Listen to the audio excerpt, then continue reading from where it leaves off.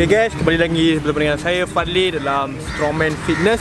Okay, saya ada nak share a few tips untuk korang yang concern macam mana nak buat abs.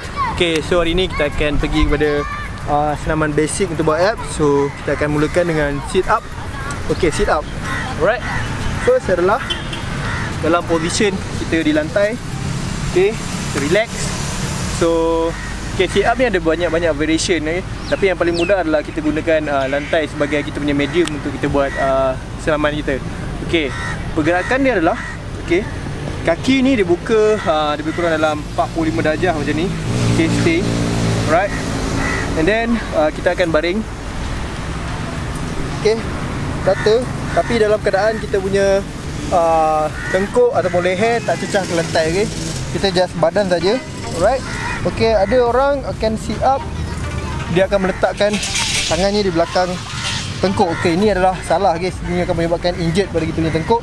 Kalau boleh korang letak adalah di kawasan dada, okay, ataupun tepi dahi ataupun tepi telinga. Okay, sini. Okay, naik mengikut darjah yang korang boleh buat. Okay, setinggi mana yang korang boleh buat. Okay, pergerakannya adalah apabila kita naik, kita hembus nafas. Dan bila kita turun, kita sedut. Sedut adalah melalui hidung dan hembus adalah melalui mulut. Okay,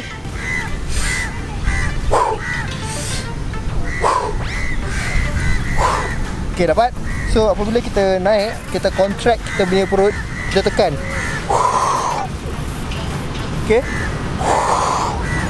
right, hembus sambil kita pressure pada kawasan kita punya abdomen perut kita. Okay, okay, itu adalah step yang betul.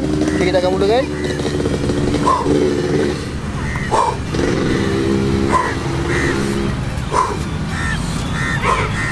Okay, perhatikan saya punya tengkuk ataupun saya punya kepala ni tak jejak pada lantai. Okay, ini adalah position yang betul.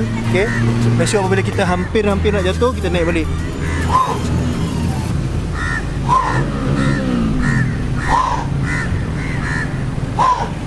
Okay, make sure kita gunakan kekuatan perut kita. Alright.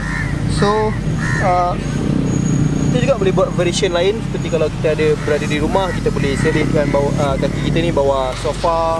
So kita akan dapat lebih momentum untuk kita naik ke atas, ataupun kita minta support daripada member untuk tekan kawasan depan kita ni. So kita ada lebih pressure untuk naik sampai dada kita cecah kita punya lutut.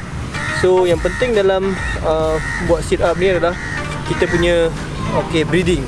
Okay, breathing memang kita kena jaga, iaitu sama ada kita nak naik ataupun kita nak turun. So yang paling penting adalah quality kita punya workout. Bukannya kita buat terlalu cepat. Kalau kita buat terlalu cepat, so kita takkan rasa pada kita punya abs.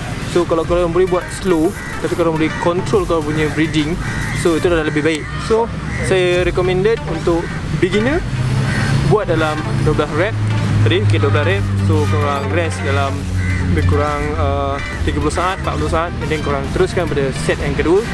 So buat dalam 4 set. Okay, untuk advance, so kalau dah rasa 12 rep ni macam dah terlalu simple, so korang boleh buat untuk 20 rep ataupun 30 rep satu set. Macam biasa, rehat 30 saat dan teruskan pada set yang kedua. So biasanya kita buat sit up ni, kita akan buat 4 ke 5 set saja. So dalam sit up ni, control kita punya breathing, pernafasan dan juga movement. Make sure bahawa otot abs kita yang bekerja. Okay, salah apabila tengkuk kita sakit, alright, ataupun bahagian belakang kita sakit, itu adalah position kita salah. So betulkan balik position, betulkan balik form, korang akan dapat melatih otot abs dengan betul.